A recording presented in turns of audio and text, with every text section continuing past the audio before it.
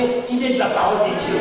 Parce que ce n'est pas seulement vous prophétiser. Parce que prophétiser, ça peut ne pas t'aider. Je disais d'ailleurs à quelqu'un un jour, j'ai dit, qui t'a dit que tu as reçu des prophéties? Tu as peut-être reçu beaucoup plus de paroles de connaissance, parce qu'une prophétie, quand tu la reçois, elle devient le leitmotiv de ta vie tout entière. Quand Dieu prophétise sur toi, bien aimé dans le Seigneur, ça sera ça qui va animer toute ta vie. Mais quand Dieu te donne une parole de connaissance, il t'aide à sortir d'une situation. Et beaucoup d'enfants de Dieu ont l'impression qu'on les a prophétisés. On t'a donné juste la parole de connaissance. Parce que c'est une prophétie écrite là et elle tarde. La prophétie tarde, mais la prophétie devient l'élément qui te maintient et qui regarde toujours vers la prophétie. Tu regardes toujours vers la prophétie parce que ça t'amène quelque part. Mais le problème, c'est qu'ici, vous êtes des enfants de Dieu à qui la parole de Dieu est enseignée, mais quelquefois vous sautez de la parole. Pourquoi? Parce que vous suivez les mouvements. Comme tout le monde demande à Jésus de venir, vous aussi vous commencez à dire viens Jésus. Jésus ne viendra plus. Il est parti. Il est assis à la droite de Dieu le Père. La seule personne qui peut venir, c'est le Saint-Esprit. Mais maintenant, si Dieu est la vérité, alors quand vous utilisez les mensonges, vous pensez qu'il va agir? Jamais. Parce que votre façon de prier, ça devient un mensonge. Ça veut dire que vous avez tordu la parole de Dieu dans vos prières. Et comme votre prière est devenue mensonge, il n'y a pas, Dieu est derrière sa parole. Il n'est pas derrière autre chose que sa parole. Mais ce que vous sortez, ce n'est pas sa parole. C'est que quand vous êtes dans sa parole, Seigneur, je suis chargé. Cette histoire de mon enfant, j'en ai marre. Je viens vers toi quand tu es la seule solution. Amen. Voilà la différence. Et je continuerai à venir chez toi jusqu'à ce que tu vas me décharger. Décharge pas. Lundi, Seigneur, me voici, décharge-moi. Mardi, Seigneur, me voici, décharge-moi. Mercredi, Seigneur, me voici. Jeudi, Seigneur, me voici. Vendredi, samedi, un mois, 2 mois, jusqu'au jour où tu prendras la totalité de l'échange. C'est pourquoi on dit que le royaume des cieux, c'est les violents qui s'en emparent. Mais il faut connaître. Quand vous ne connaissez pas, vous êtes assis sur votre fauteuil, en train de siroter même. Jésus vient. Si tu ne viens pas, je mourrai. Cette situation-là me dépasse. Si tu ne viens pas, alléluia. Jésus, tu traînes. Et puis il te répond et dit, tu n'as pas appris que ma venue va faire beaucoup de dégâts. Parce que je suis déjà passé et je suis reparti. Et je t'ai dit, je ne viendrai plus, je t'ai laissé le Saint-Esprit. Et je t'ai dit, le Saint-Esprit témoignera de ma présence. Alors tu veux voir ma présence, appelle celui qui est le témoin. Mais quand tu veux que je te décharge, alors viens chez moi. Viens chez moi. C'est vrai que, vous savez, la parole de Dieu est simple. Mais le problème avec nous, on est tellement trop enseigné par-ci, par-là.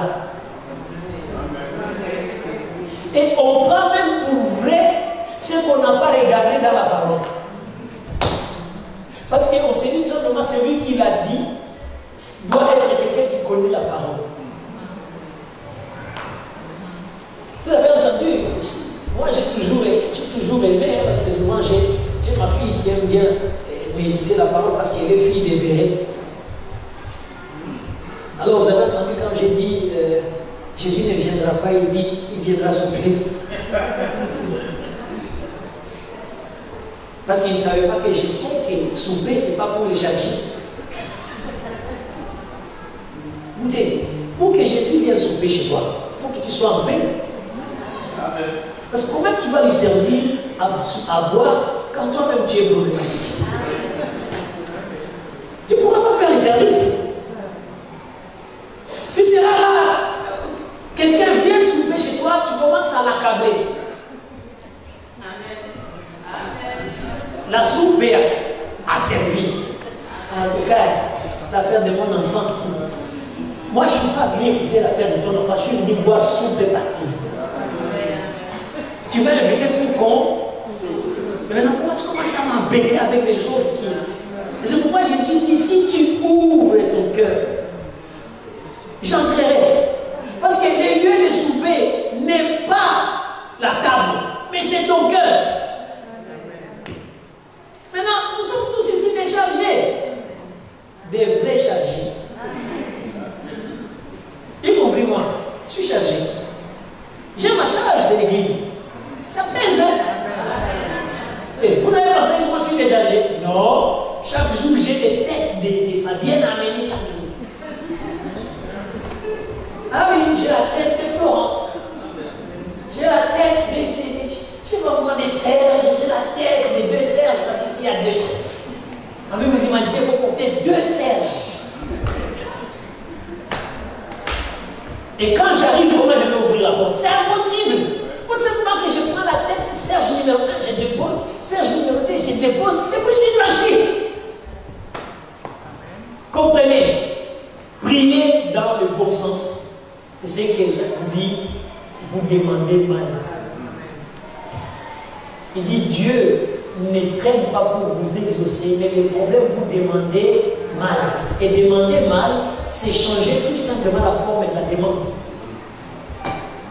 Et quand vous avez changé la forme de la demande, vous avez l'impression que vous demandez bien, mais en réalité, vous demandez mal. Parce que ce que vous demandez n'est pas conforme à la parole que Dieu est derrière pour accomplir.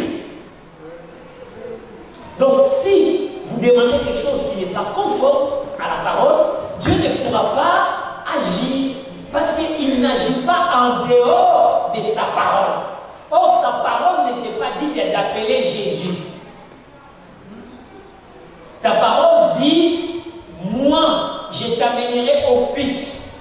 Parce que personne ne va au Fils si le Père ne l'a amené. Et personne ne va au Père si le Fils ne l'a amené. Donc, par conséquent, on aime aller voir le Père comme aller voir le Fils. On doit passer par quelqu'un qui doit nous amener.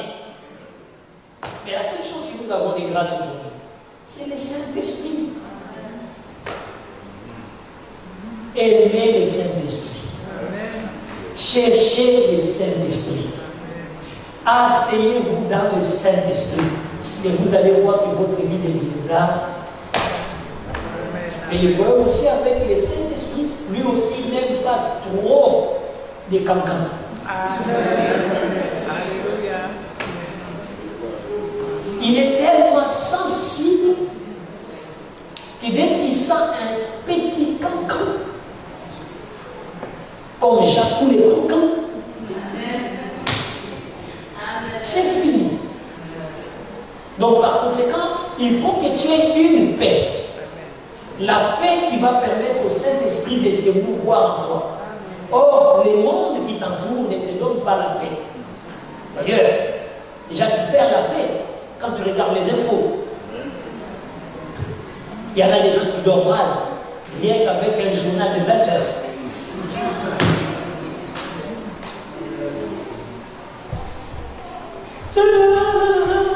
Bonsoir. La Martinique est au rouge. La tempête va atteindre la Martinique dans 48 heures. Et si vous n'êtes pas sur la route, vous pouvez mourir. Rien que ces messages-là, il y en a beaucoup qui dorment mal. Alléluia. Un message très simple. Et pendant que le message est diffusé, les petits voyous du quartier qui n'ont ni où dormir, lui ils s'en foutent. Ils tournent dehors. Alerte rouge, ils s'en foutent. Toi, barre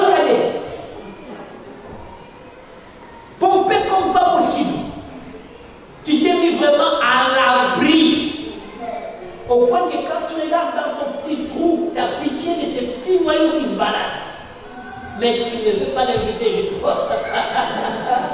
Qui crève quand même, qui crève. Chrétien. Peut-être que tu n'es qu'un chrétien. L'éternité est déjà enlevée. Parce que dès que vous enlevez un chrétien, il devient chrétien. Donc si vous êtes sans l'espoir de la vie éternelle, vous êtes des crétins. Parce que les haies de l'éternité est déjà parti. Mais croyez-moi bien, Seigneur, je m'arrête là pour aujourd'hui parce que vous devez aller manger. Surtout que vos soupes sont en train de vous attendre et surtout coubouillon et les nombreux. Parce que c'est un vous qui mange lourd ou qui sieste. C'est bien. Hein? Les jeunes t'ont fait du bien, ça t'a fait rajeunir. T'as une bonne tête. Je suis sûr que ta femme t'aime encore plus ces derniers temps. Si tu ne lui fais pas trop des cancans. Ah ouais. Je connais mes enfants. Si tu ne te croises les bras, c'est dangereux. Quand il est en mode réponse, vaut mieux qu'il soit en mode arrête. Vous avez vu, hein, que il est ça. Je ne veux même pas demander à maman présidente qu'est-ce qui se passe. Tout se passe bien. Mais ok. La présente aussi, il faut souvent regarder ses yeux. Au départ, ce n'est pas la tête, il faut regarder les yeux. Même si c'est vous qui les faites, mais les yeux. C'est comme ça qu'un père finit par connaître ses enfants. Et c'est comme ça que je vous connais. Donc quand je vous regarde, je dis c'est là, il faut que j'ai pris pour elle. Amen. Tu te sens bien maintenant? Tu es libéré? Ok. Alors je pense que maintenant tu vas bien garder ta vie. Tu vas bien la protéger. Ne te préoccupe pas de toutes les caissières qui sont en train de te jeter des petits trucs. Qui te fait des problèmes quand tu rentres chez toi à la maison. Tu as l'impression que c'est chez toi que ça se passe. Mais tu as une caissière qui travaille là où tu travailles, qui est en train de chercher à t'évincer. Sois en paix, Dieu s'occupe d'elle. Et tu vas apprendre sa mutation. Vous savez, la vie de Dieu.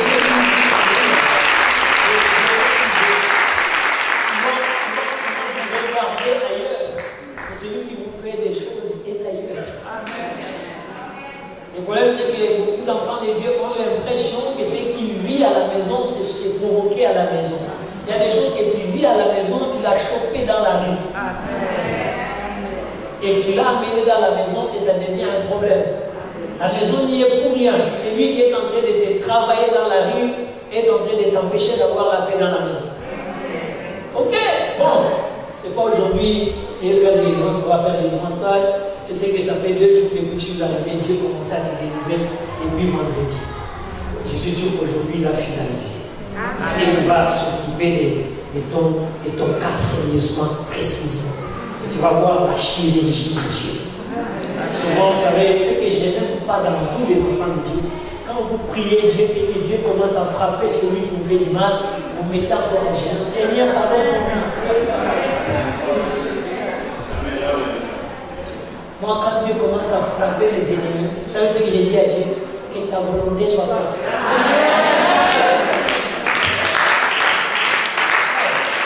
Je ne suis pas contre, je n'ai pas dit tuer. Je n'ai pas dit écrase, mais j'ai tellement dit que ta volonté.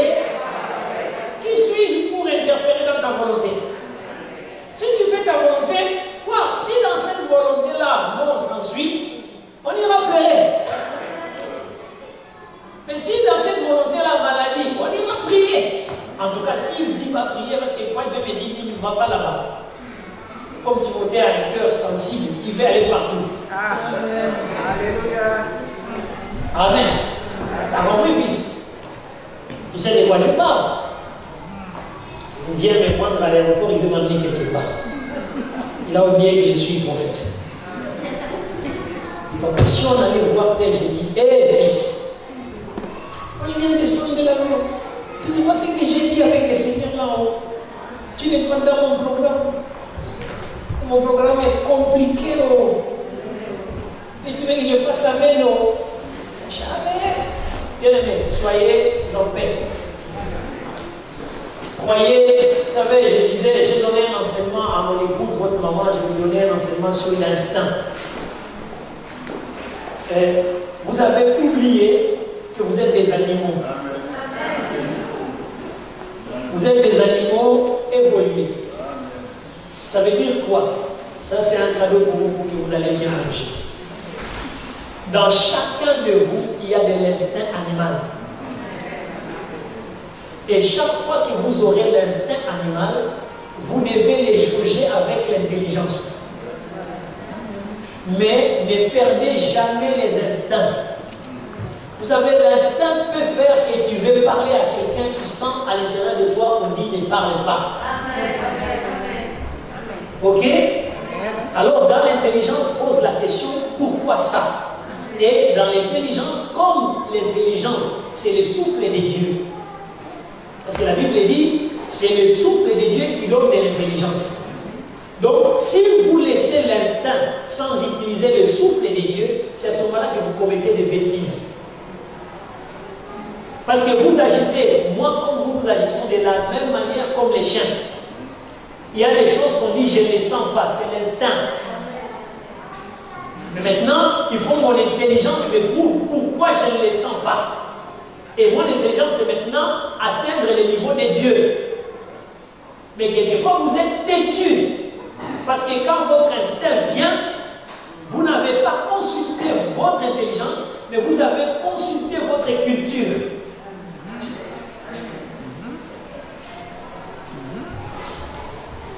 Ma culture dit que quand quelqu'un passe et qu'il a besoin d'eau, je dois lui. Ok, la parole de Dieu dit aussi, je dois lui.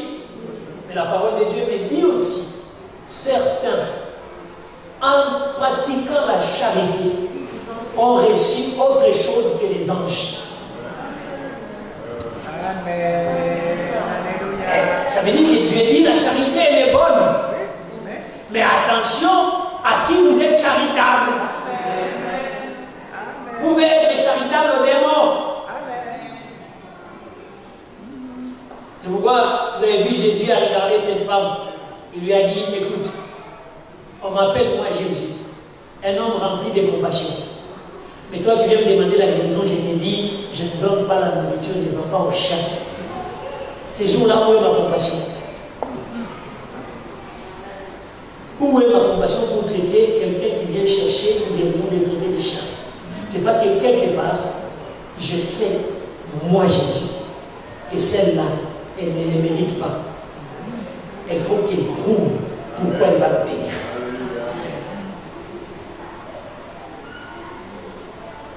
Comment Jésus qui aime tout le monde refuse des miracles à quelqu'un? En plus, c'est une personne chargée qui vient pour se faire décharger. Jésus les regarde, il dit, hé, toi, indigne. Et vous, comment vous avez gardé silence? Et c'est comme ça que souvent, quand vous ne savez pas la parole, vous pouvez critiquer les serviteurs. Vous pouvez dire aux serviteurs, comment il est serviteur, il n'est pas allé les voir, pourquoi? On n'est pas serviteur du premier rang. On est serviteur du très haut. Et quand tu es serviteur du très haut, tu peux regarder une situation, tu dis, le Seigneur te dit ça, n'entre même pas du tout. Amen. Et les gens peuvent te critiquer comme bon merçant. Les gens qui ont entendu Jésus traiter cette femme-là des chiens, ont dit Jésus est insultant.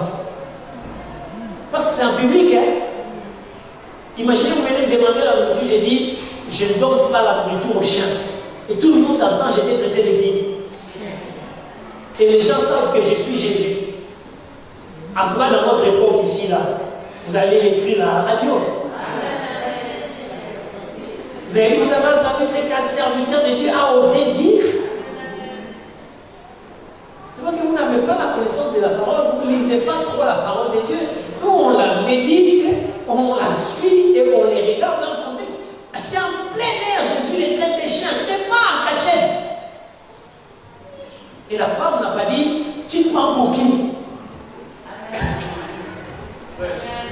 Est-ce que je parle avec elle? Est-ce que la femme a dit à Jésus, tu crois vraiment qu'il n'y a que toi qui peux guérir? La femme a dit, même les chiens mangent les miettes. Et Jésus a dit, ah, et si tu me dis, et l'humilité précède la gloire. Cette femme n'a pas été orgueilleuse. Jésus a voulu provoquer son orgueil. Vous, quand on provoque la vôtre,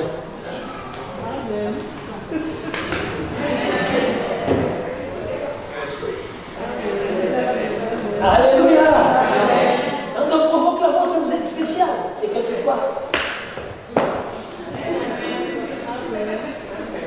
Le Seigneur vous teste quelquefois. Amen. Il a l'habitude de vous tester pour vérifier à quel niveau vous êtes humble. Est-ce que vous savez où abaisser pour que je vous donne ce que vous me demandez? Parce que souvent, vous ratez beaucoup de choses parce que la Bible dit Dieu résiste aux orgueilleux. Et vous savez, l'orgueil, on le manifeste de plusieurs manières. Et vous devez faire très très attention parce que Dieu vous testera toujours. Toujours. J'étais en train de rencontrer à Papa Jacques. Peut-être avec ça, vous allez bien partir chez vous. Vous allez dire, mais le prophète, il est fou peut-être. J'ai raconté à mon père spirituel il y a 3 jours, je lui ai dit, Papa Jacques, j'ai joué au loto et j'ai gagné 2 millions. Oui, j'ai gagné 2 millions. J'ai gagné 2 millions et je me promenais avec mon ticket de 2 millions. Je faisais des va-et-vient entre la Guadeloupe et la Martinique. Quand je suis en Martinique et que je vais aller réclamer pour prendre le billet, je me rends compte que je l'ai laissé dans mon sac en Guadeloupe. Ok? Quand je pars en Guadeloupe, ça arrive que je suis dehors pour aller chez les messieurs, c'est rester à la maison. Et alors, comme moi, n'ayant pas la connaissance que les limites des dates jouent, c'est des 2 mois. Donc, en aimant trop le travail du Seigneur, j'ai fait plus le travail du Seigneur en oubliant parce que je ne savais pas que c'est 2 millions qui sont sur mon billet. Si je savais, j'allais aller très vite. Ok. Dernier jour, j'ai senti dans mon cœur qu'il faut que j'aille chez le buraliste. Mais j'étais en jeûne de prière. Alors j'ai dit, je vais d'abord terminer les jeûnes et j'irai demain. Comme je ne calcule pas, demain c'était le dernier jour. Alors j'arrive chez les messieurs le lendemain. J'ai d'abord regardé les numéros gagnants. Alors j'ai commencé à vérifier, j'ai dit, ça c'est bon. 1, 2, 3, 4, 5. Ils ont dit 5 numéros, 2 millions. J'ai fait yes. J'étends les billets, les gars les dans la machine, c'est écrit délai expiré.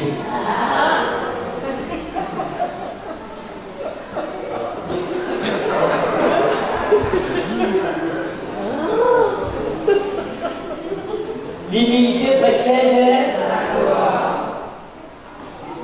Les gars, je lui dis, tu vois ces numéros, regarde les nez, il regarde, il dit, mais mon ami, il fallait venir avant. Moi, je savais que dans mon bureau, ici, il y a quelqu'un qui a gagné. J'ai même écrit que quelqu'un a gagné ici, mais on ne voyait pas qui. On ne savait pas c'était qui. Alors, c'était toi, donc, que tu as raté tes 2 millions. Comment tu vas faire? Avec tout sourire et gentillesse. Je lui dis, le Seigneur m'a éternel. Il sait ce qu'il fait. La Bible dit tout concourt au mieux pour ceux qui aiment l'Éternel, même quand tu es paresseux. C'est vrai, j'ai ajouté même quand tu es, parce que je pouvais agir trop tôt. C'était bon, mais ma paresse, alors que je ne me considérais pas paresseux, je considérais que je faisais du travail, et j'étais dans ma paresse par rapport à aller vérifier. Ok, je rentre à la maison, je dors, tranquille, écoutez la prière. Alléluia. Seigneur, tu es grand, tu es puissant, tu es merveilleux. Si tu m'as donné 2 millions et que tu as trouvé que c'était insuffisant, c'est pourquoi tu as dit je ne dois pas les prendre. C'est ce que tu veux donner.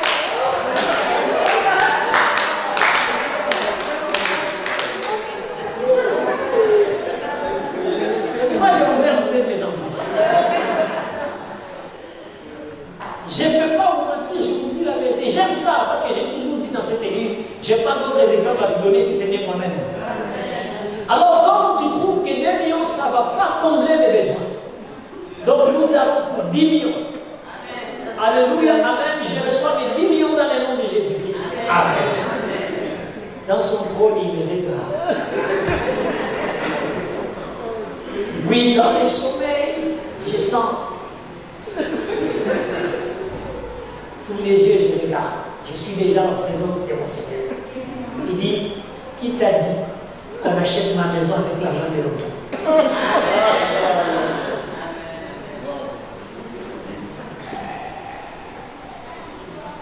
Et parce que dans tes idées, tu avais demandé de gagner de l'argent pour acheter la maison de l'Éternel.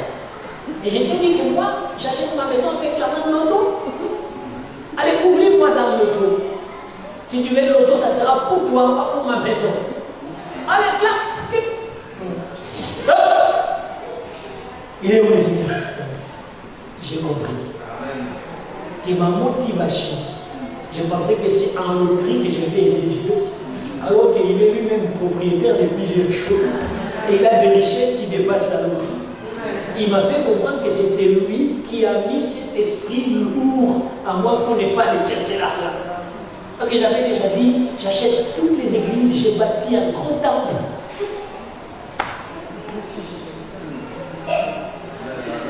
Attends, si tu me gagnes pas, c'est parce que tu demandes de tout ça. Vous venez d'entendre les témoignages de votre père. Donc n'allez pas en loterie pour l'église, allez en loterie pour votre famille. Dis Seigneur, je demande de gagner la loterie pour que je sois bien vu dans mon quartier. Parce que si c'est pour acheter la maison de Dieu, tu n'auras. Il est venu me parler calmement, tranquillement et gentiment. Pour me dire que oublie les 10 millions. Donc il ne va même pas demain jouer. Parce que c'était, j'ai prié, je vais aller jouer demain. Il dit, forget it. Quand j'ai raconté ça à ma page, il a éclaté de rire.